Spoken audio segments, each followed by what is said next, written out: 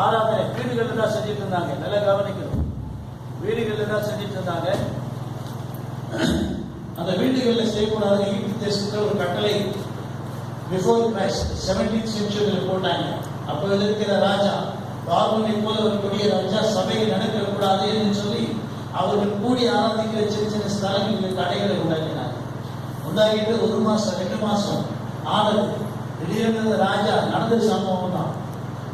திடீரென்று அந்த ராஜா என்ன செஞ்சார் தெரியுமா? மன்னிக்கணும், புதிய ஏற்பாட்டில் நடந்த சம்பவம் தான். புதிய ஏற்பாட்டில் before Christ after Christ 17th century எகிப்தில் நடந்தது. அப்புறம் அது அன்னைக்கு வீடுகளிலே நடந்தது. அப்போஸ்தலனாகிய பவுல் காலத்தில் வீடுகள் ஆரம்பிக்கப்பட்டது. அந்த சபைக்கு அன்னைக்கு ஆரம்பிக்கப்பட்டது நடந்தது. அப்படி நடந்து புதிய ஏற்பாட்டின் காலத்தில் 17th செஞ்சுரி நடந்து அந்த சபைகள் எல்லாம் மூடப்பட்டு 1 மாதம் 2 மாதம் அந்த ராஜா என்ன செஞ்சான்னா, நடந்த சம்பவம் தான். அவருடைய சேவர்கள் அனுப்பி இந்த உண்மையான எகோவை ஆராதிக்கிற அப்ப கிறிஸ்துன்னு சொல்லாமல் எகோவை ஆராதிக்கிற ஜனங்கள் இப்பொழுது என்ன நிலைமையில் இருக்காங்க என்று சொல்லி பார்க்க சொன்னான். அப்படி பார்க்க சொன்ன பொழுது எல்லாரும் வீடுகளிலே ஜெபிக்கவும் வேத வாசிக்கவும் பாடல்கள் பாட வீடுகளிலே ஆராதித்துக் கொண்டிருந்தார்கள். ராஜாவுக்கு சொன்னாங்களா, என்ன ராஜாவே, நம்ம எல்லாத்தையும் போன கூட ஜனங்க அவங்க வீட்டில் என்ன பண்றாங்க, பாட்டு பாடி ஜெபம் பண்ணி எல்லாரும் ஜெபம் பண்ணி பைபிள் வசதி எல்லாம் பண்ணிட்டு இருக்கிறாங்க. அவங்களோட வேதங்கள் எல்லாம் வாசிக்கிறாங்க, ஜெபம் பண்ணிட்டு இருக்காங்க. சில வீடுகளில் பாடல் சத்தம் கேட்குது. அதனால நீங்க 3 நிமிஷம் செய்யுங்கன்னா, ஆனால் இந்த வீட்டெல்லாம் என்ன செய்ய போறீங்க, இத்தனை வீடுகள் என்ன செய்ய போறீங்கன்னு கேட்டாங்க.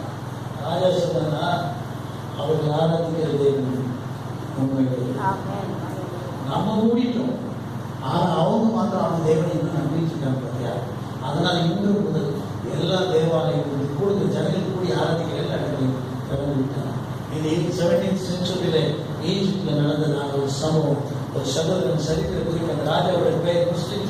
அந்த ராஜா முஸ்லிம், ஒரு முஸ்லிம் ராஜா. இந்த எகிப்தில் முஸ்லிம் அப்படிப்பட்ட ராஜா அருமையான கருத்துடைய குறைகளே. அதே தேவன் நாம் இன்னைக்கு சொல்ற குறைஜாதிகள் பார்த்தீங்க. நாம் என்ன செய்யணும், காலத்தை பிரயோஜனப்படும். எடுக்கிறதுக்கும் இடங்களும் தான்.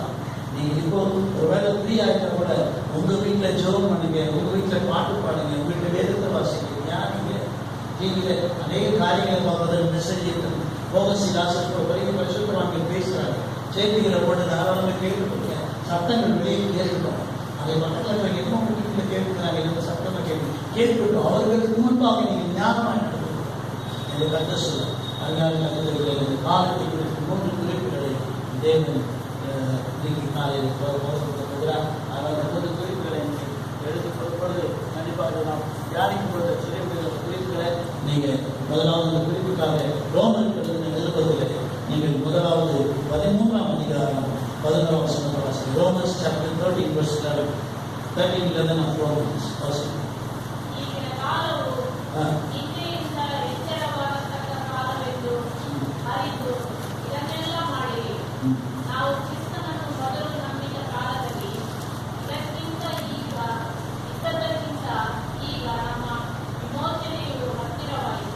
சரி வாசிக்கிறேன். நித்திரையை விட்டு எழுந்திருக்கத்தக்க வேலை. எதை விட்டு எழுந்திருக்குமானவர்? தூக்கத்தை விட்டு எழுந்திருக்கணும். நித்திரையை விட்டு எழுந்திருக்க வேலையாயிற்றிருக்கும். நாம் காலத்தை, அந்த வார்த்தையை உபயோகப்படுத்துற பாருங்க, காலத்தை அறிந்தவர்களான நோயிட்ட டைம் காலத்தை அறிந்தவர்களால் இப்படி நடக்க வேண்டும். எப்படி நடக்கணும் சொல்லுங்க. நாம என்னைக்கு ஞானஸ்தானம் எடுத்து ஒரு திருச்சபையில விசுவாசிகளான பிரிவரான போது ரட்சிப்பு சமீபமாக இருந்ததை பார்க்கிறோம். இப்பொழுது நமக்கு அதிக சமீபமாக இருக்கிறது. நம்ம ரட்சிக்கப்பட்ட நம்ம ஆண்டவருக்குள்ள வந்த போது நல்ல கவனிங்க. நாம விசுவாசிகளாகும் பொழுது ரட்சிப்புக்கு நம்ம கிட்ட இருந்தது. ரட்சிப்பு நம்ம கூட இருக்குது, நமக்குள்ள வந்துவிட்டது. வந்தவுடனே நாம் என்ன சொன்னோம்? எல்லாருக்கிட்டையும் நாங்க என்ன பண்ணிருக்கோம் சொல்லி சத்தமா ரட்சிக்கப்பட்டிருக்கோம் சொல்றீங்க. அந்த ரட்சிப்பு வேற. அதாவது இப்பொழுது காலம் சமீபமா இருக்கிறதை அறிந்தபடினால நல்ல கவனிங்க. இன்னொரு ரட்சிப்பு இருக்கிறது, இன்னொரு ரட்சிப்பு இருக்கிறது, அது அதிக சமீபமா இருக்கிறது. இந்த வசனத்துல 2 ரட்சிப்பு சொல்றாரு. God is speaking about the true salvation.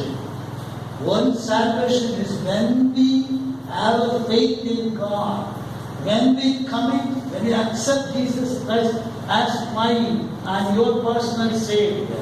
நீ எப்பொழுது ஆண்டவராகிய இயேசுவை உன் சொந்த ரட்சகராக ஏற்றுக்கொண்டு தெய்வமாக ஏற்றுக்கொண்டு நீ அவரை விசுவாசித்து ஆண்டவர் மேல நம்பிக்கை வச்சு ஞானஸ்நானம் அந்த வார்த்தைக்கு கீழ்ப்படி ஞானஸ்நானம் எடுத்துக் கொடுக்கிறியோ, அப்பொழுது உனக்குள்ள ஒரு ரட்சிப்பு, ஒரு சால்வேஷன் வருகிறது. அந்த சால்வேஷன் மிக முக்கியம், மிக முக்கியம். அந்த சால்வேஷன் பெற்றிருக்கலாம், ஒருவேளை கம்மியாக பெறாமல் இருக்கலாம். அந்த சால்வேஷன் மிக முக்கியம். ஆனால் காலத்தை அறிந்திருக்கலாம். If you know in the time, இது ஒரு வேண்டாம். நானும் சரி, கிறிஸ்தவர்களாலும் சரி, வயசானவங்க எவ்வளோ கேட்டீங்கன்னா, எத்தனை வயசானவர்கள் ஆயாவெல்லாம் கேட்டீங்கன்னா, பெரியவங்களை கேட்டால் இதுவரையிலும் நாங்கள் சரித்திரத்திலே இந்த மாதிரி ஒரு லாக்டவுன் பார்த்ததே, இந்த மாதிரி ஒரு குழந்தையை பார்த்ததே எங்கள் பீரியட்லேயே, வயசான எங்கள் பீரியட்லேயே குழந்தை வந்துருக்குன்னா, உங்கள் மம்மி டேடி பீரியட்டில் இப்போ பார்த்துட்டாங்க. இதான் முதல்ல உங்கள் மம்மி டேடி பார்த்து பிள்ளைங்க கேட்குறேன், மம்மி டேடியெல்லாம் பார்க்கும் முதல்ல நீ மம்மி டேடியெல்லாம் பார்க்கும் போது புரியுது அவங்களுக்கு. வாழ்க்கை பிள்ளைங்க மேலே கவனிச்சு அலட்சியப்படுத்தாங்க. இந்த first salvation is very important salvation. First salvation is very important salvation. யார் ரட்சிக்கப்படாமல் தான் ரட்சிக்கப்படும். இந்த வசனம் தெளிவாக சொல்லுது. அந்த சால்வேஷன் மிக முக்கியம்.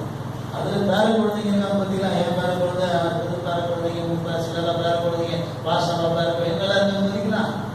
இப்போ கவனிங்க, குழந்தைங்க இந்த சர்ச் பேருக்குள்ள பார்த்தீங்கன்னா ஏன் யார் பண்ண திட்டம், யார் பண்ண பிளானிங்க, கோயில் வரப்படுறது யார் பண்ணுறது பிளான், வயசானவங்களாம் வரக்கூடாது யார் பிளான், ஆனால் சிவா செத்தா கூட கோயிலுக்கு சாதம் வராங்க, சர்ச்சில் வச்சு செத்துப்போம். அவ்வளோதான். நீ வீட்டில் விளையாடு, சர்ச்சில் வந்து ஞாபகம் விளையாட அப்புறம் பரவாயில்ல, இங்கே இருப்பார் அப்படின்னு சொல்லுறாங்க. பேசாத அப்படி கிடையாது. உடம்புல வயசானவங்க இருக்கலாம். இது ஒரு திட்டம், பெரிய திட்டம். சரி, ஆண்டு சொல்ற நல்லா கவனி தம்பி, இன்னைக்கு கோயில் உட்காந்துருக்கு, நீ கூட வரக்கூடாது சூழ்நிலை விசாரிப்பாங்க. கேர்ஃபுல்லாக கேர்ஃபுல்லாக மறுபடியும். ஆகவே அந்த சால்வேஷன் பற்றி சொல்றாரு.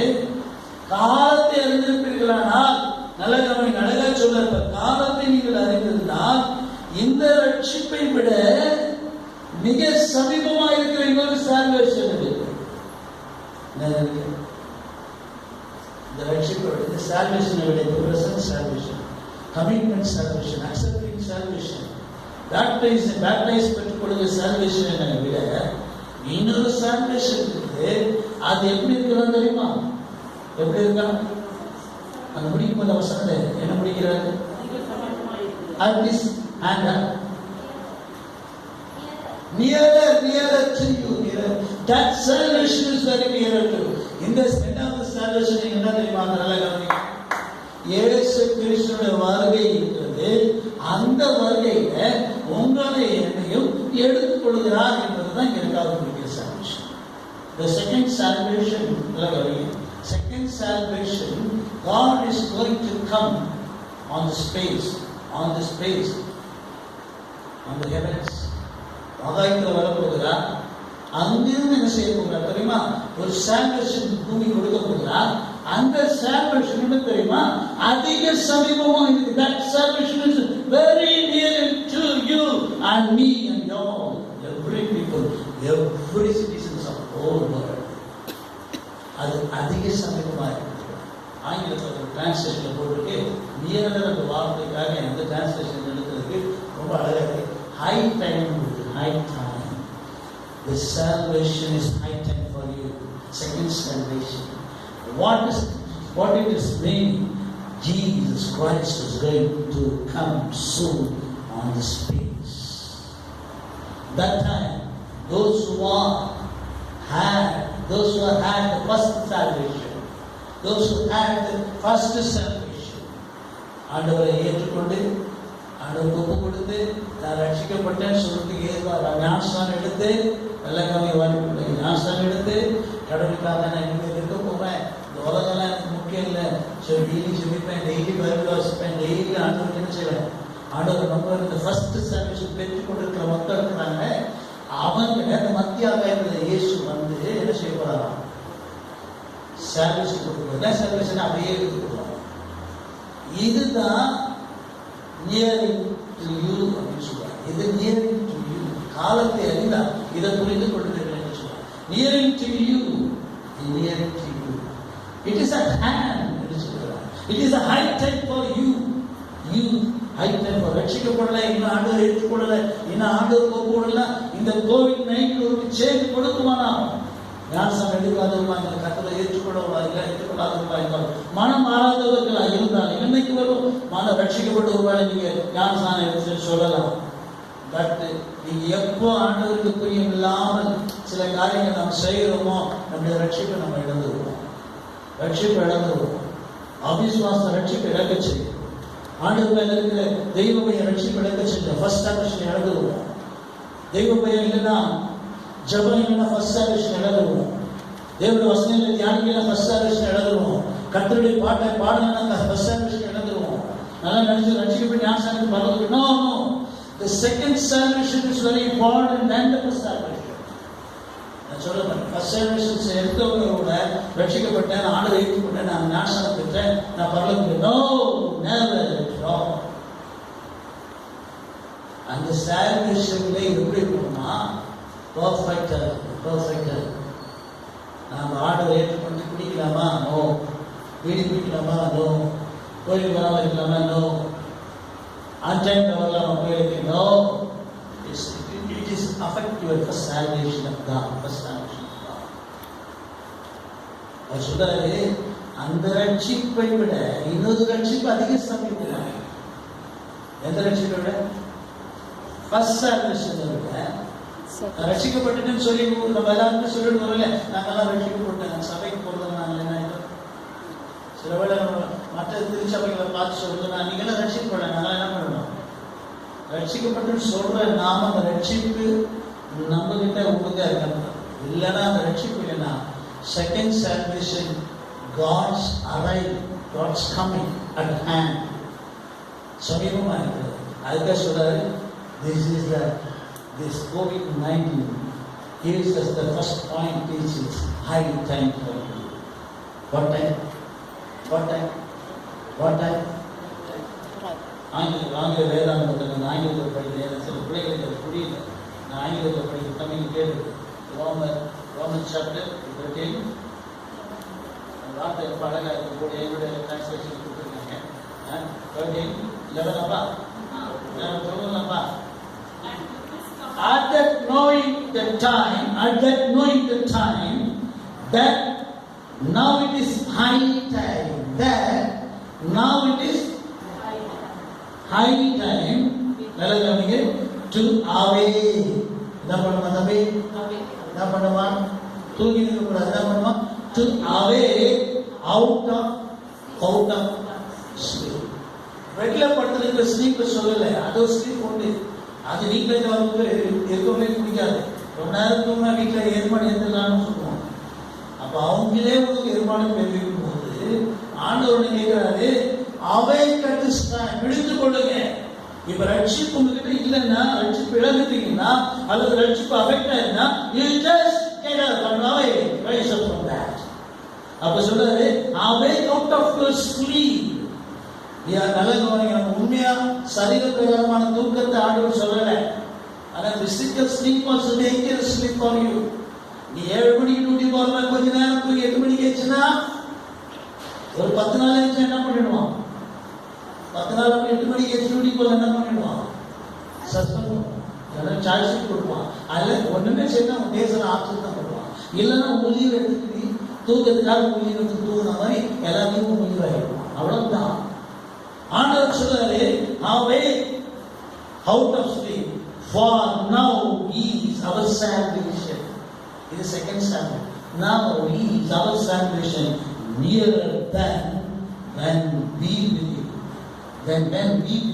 அப்போ நினைச்சு எடுத்து நம்பும் போது விசுவாசிக்கும் போது ஒரு ரட்சிப்பு பெற்றவர்களா அந்த ரட்சிப்பை அவர் ஞாபகப்படுத்தி இந்த ரட்சிப்பை நான் வர போறேன், சபையை எடுத்துக்கொள்ள போகிறேன், உண்மையான அந்த ரட்சிப்பை பாதுகாத்து வைத்திருக்கிற தேவனுடைய பிள்ளைகளை நான் எடுத்துக்கொள்ள விரும்புகிறேன்.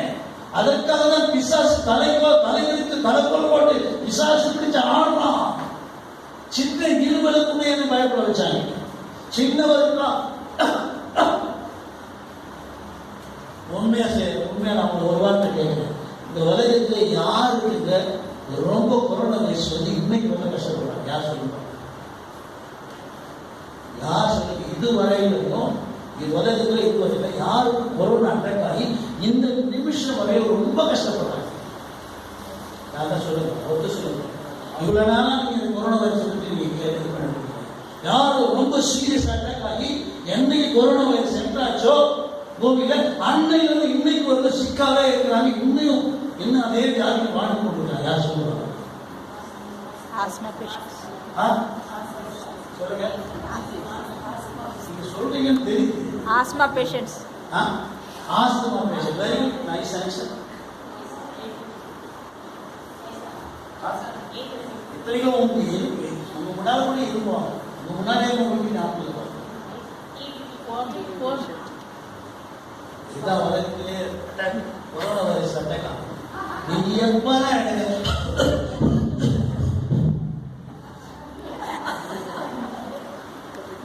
நான் அது வந்த உடனே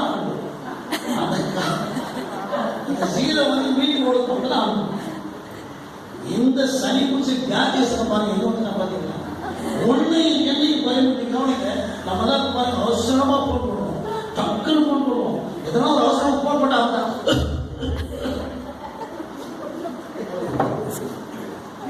கோபம் தூக்கி விசில் அடிக்கலாமான்னு யோசிப்பாங்க. காசு கொடுத்து வாங்க அது கூட பயம் வருது. பயப்படுறத ரொம்ப யோசிப்பாரு.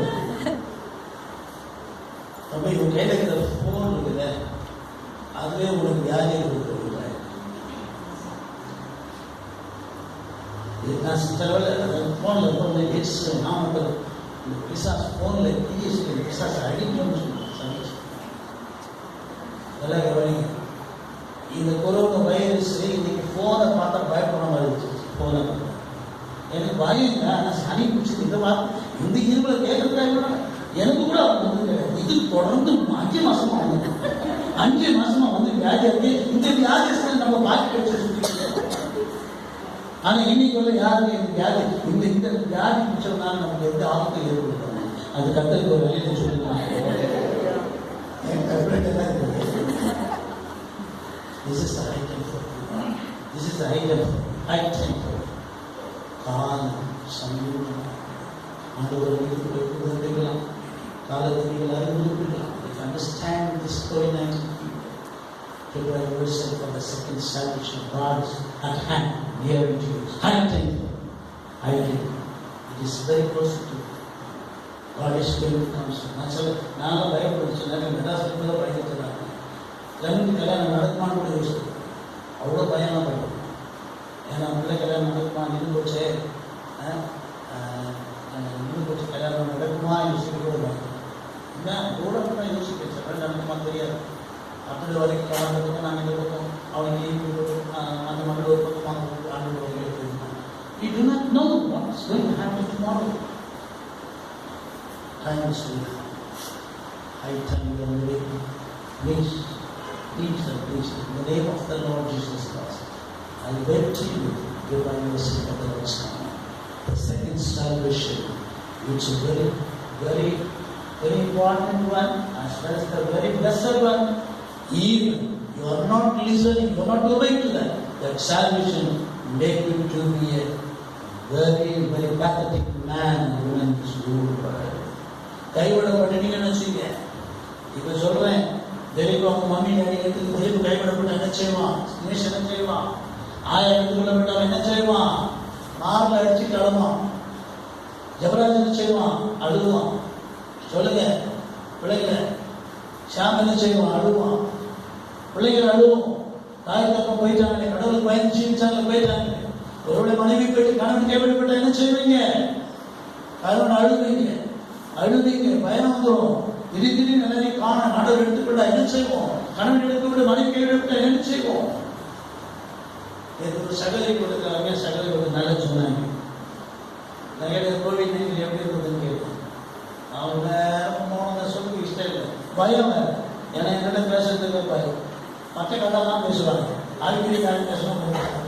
அவங்க சொன்னாங்க இந்த புத்தி வசதி மாதிரி நான் நடந்துக்கிறேன். கோவிட் எஃபெக்ட் என்ன ஸ்தி மாதிரி? That is the exactly 100% opposite. If you have such a feeling, உண்மையிலே எனக்கு ரொம்ப சந்தோஷமா இருக்கு. நான் கோவிட்-19 வந்தப்போ நான் என்ன ஜெபம் பண்ணேன்? நல்ல கோவிட் என்ன ஜெபம் பண்ணது மாட்டுட்டேன். ஆண்டவரே என்னுடைய பாவத்தினால தான் இந்த கோவிட்-19 வந்ததுன்னு சொல்லுவோம். என் பாவத்தினால கோவிட்-19 வந்தது. என்னால இவ்வளவு ஜனங்கள் கஷ்டப்படுறாங்க. என் பாவத்தை மன்னி ஆண்டவரே, என் பாவத்தை மன்னியும். யோனா அழுதது போல, யோனா கதறினது போல ஜெபம் பண்ணேன். 14 days தனிமைப்படுத்தப்பட்டு ஜெபம் பண்ணேன். 14 days ஜெபம் பண்ணேன். அதனால கத்தருடைய பிள்ளைகள் என்ன ஜெபம் பண்ண தெரியுமா? ஆண்டவரே நீ ஆண்டவரே பாவத்தினால பூத்தி தண்டிக்காத ஜெபம் பண்ணேன். அதே மாதிரி நான் ஜெபம் பண்ணி நம்மளுடைய யாருமே சொல்லவே எழுது மீட்டிங்ல வச்சிருந்தேன். அதுல ஒரு சொல்லிருந்தாங்க. அதுல நான் கேட்டேன் உங்களுடைய ஃபீட்பேக் என்ன. அதுல ஒரு பிரதர் தெளிவா சொன்னாரு, நான் பாவியா என் பாவத்தினால நான்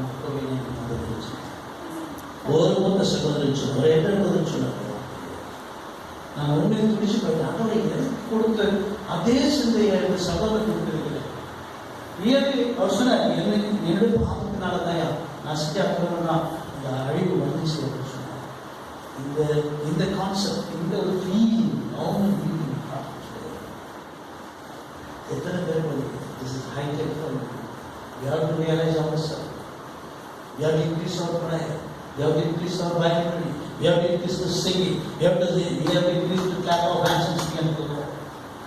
This is high tech for you, brother and sister.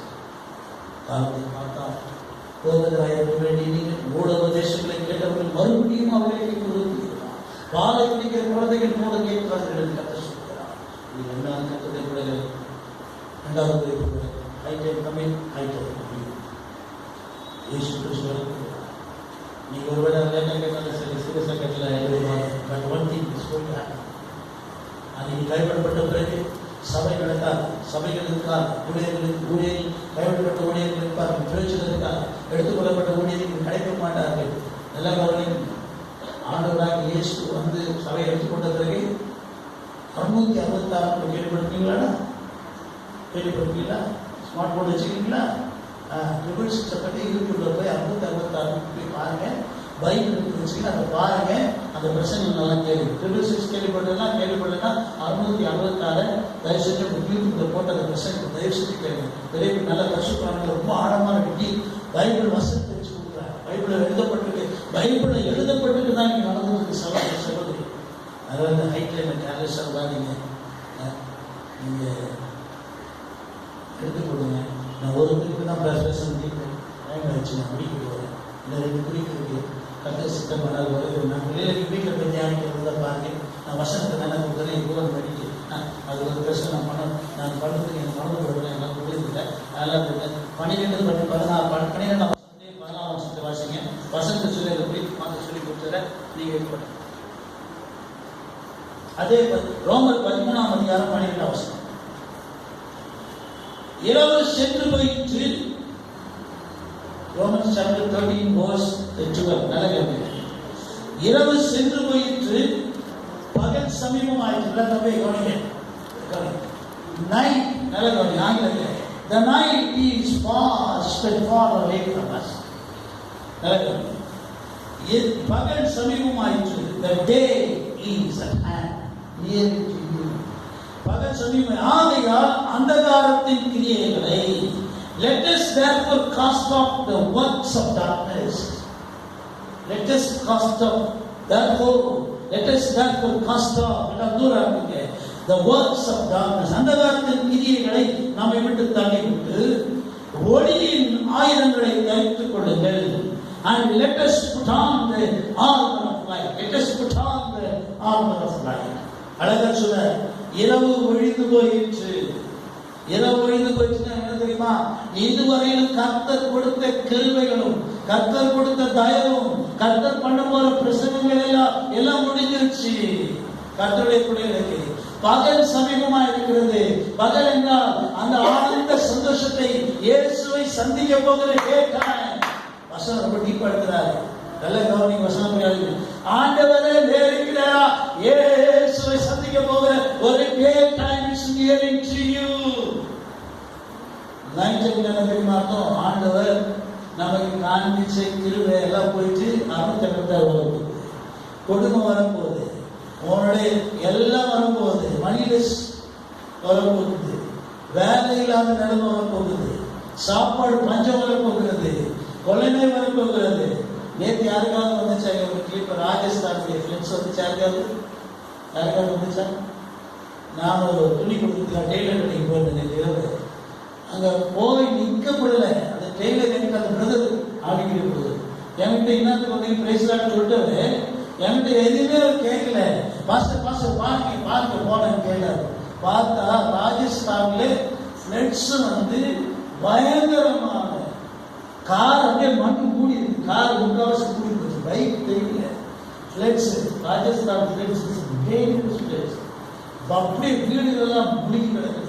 ஒரு பெரிய ஹோம்லி பஸ்ல டெபுட்டி சீஃப் மினிஸ்டர் அவங்க டீம் எல்லாம் போயிட்டு இருக்காங்க. மினிஸ்டர், பார்லிமெண்ட், சாரி சட்டசபை, அசம்பிளி, அவங்க பஸ் அப்படியே முழுகி ஜனங்கள தண்ணி வந்துச்சு. அப்படியே போட்டுருக்காங்க. அந்த கிளிப் அப்படியே போட்டுருக்காங்க. ராஜஸ்தான்ல, கேரளாவில் பயங்கர மழை வந்தது. கேரளாவில் பயங்கரமான நாசம் வந்தது. நீங்க எங்கெல்லாம் வரலையோ அங்கெல்லாம் வந்துட்டு பாலஸ்தீன் அந்த தைரோட்ல among night streets, blast people, many people died, and many 240 kilometers that sound is heard. Do you know that? Go and see. This is all the evidence of the darkness, period of darkness. It's going to soon. It's going to finish. எல்லாம் வரப்போகிறது.